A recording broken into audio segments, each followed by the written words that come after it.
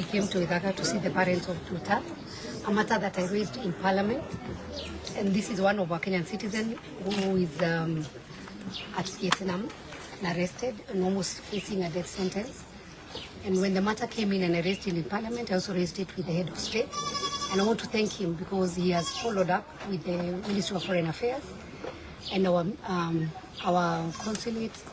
And we have also had our embassy from Bangkok doing the communication with Vietnam. And I would say there is a lot of diplomacy and a lot of communication going on. But the best bit of it is that Nduta is not going to be hanged now. There's a lot of work going on, and very soon the government will give its position once the negotiations are done. So at this point, what I would like to say is that we thank His Excellency the President and the government and all the government officials who have liaised with the Vietnam government to make sure that our daughter was not harmed. Number two, I also want to address the people who are in social media, because we would not want what happened to Nduta to happen to anybody else. So I would say, as you get this information, let us not become insensitive, and especially when we are discussing about this, because we are talking about somebody's life, and every life is very important. And number two, I'll also be raising a motion or a bill so that we can have a policy in Parliament. I want to tell all the agencies that I am giving them warning and an alert that we will not allow any more agencies who are lying to our children that they are going to take them to jobs. We have seen children who are leaving Kenya, and by the time they get to the other side, whichever country they are being given, they are dumped there. Some are promised jobs, but by the time they get there, there are no jobs. Or some go, their passports are taken, and some of them go through sexual harassment. So what I would want to say, we want to have a clear policy, and I'll be liaising very closely, even with the Ministry of Labour, to see that agencies are going to be relisted again.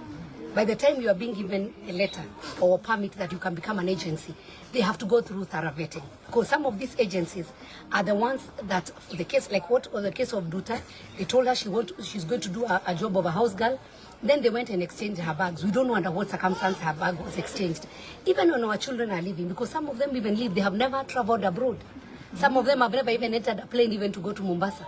So by the time they go there, we need to train them that even when you go to the airport, don't exchange your bag, don't allow yourself to carry anybody's else, whether it's a purse, whether it's a bag, whether it's shoes. And even when they go, the country they are going, there should be a very clear policy that they'll be educated if they go. If you're in problem, how do you communicate to the embassy of that country? How can you even fight for your rights? If you go and you're abused, or you have a person who have employed you who is abusing, then how can you be able to reach out? Because some of them, we have had many, especially girls, who come back when they are dead.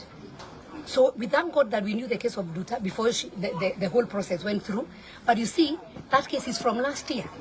We didn't have any communication happening. So but in Parliament, we are going to, actually, I'm going to personally take up the matter. And I also raise the matter with the President, that we must vet the agencies that are recruiting our children, promising them greener pastures, but when they go the other side, they suffer, they run away from them. There's an issue you spoke about. It is very good to bring Nduta to Kenya so that we can also get to know who are these other people who are involved in this. Yes, what I've said is that when Nduta went to the other side, to Vietnam, she didn't have a lawyer to speak on her behalf. She didn't have even a means of communication. So even when she was taken to court, she was not represented. What would say is that the government should do the best so that they can have somebody to represent her. And if possible, because this is diplomacy, we would pray, our prayer is that Nduta can be brought back to Kenya, because we want to know which is this agency. Who are these people who took Nduta with a bus from Nairobi, Huruma, to Ethiopia? Why did they have to take her through the road from Nairobi to Ethiopia? And then when she went to Ethiopia, she had to wait for 10 days. What was she doing for these 10 days? And we understand she was with somebody else who first went ahead, and then she was left behind. Who is this who exchanged her bags? And why did the agency keep quiet when she was arrested? Because I'm sure if they were following up, they knew she was arrested. So they should have informed the family earlier. We would have even informed the government earlier. Would have saved her life. Maybe Nduta will be back. So we would pray that she comes back, so that becomes a lesson even to the other agencies or other people who want to use our children as drug traffickers, and they use their innocence. Because if you don't know, you'll be given a bag, you don't know there is anything inside, and then at the end of the day, you are the one to lose your life. And we want to say something. Life is precious. And you know, God is a God of second chance. And judgment belongs to God. We will pray that Nduta comes back. It's better she be taken through the Kenyan process as we expose the agency and the people who used that innocent girl. Thank you. Jina naitwa Wambui Masharia. Mimi ni twin sister ya Nduta. Nataka kushukuru president wetu William Ruto sababu jana nilipigiwa simu na PS wa Foreign Affairs Korea, na aliniambia Ruto pia anashughulikia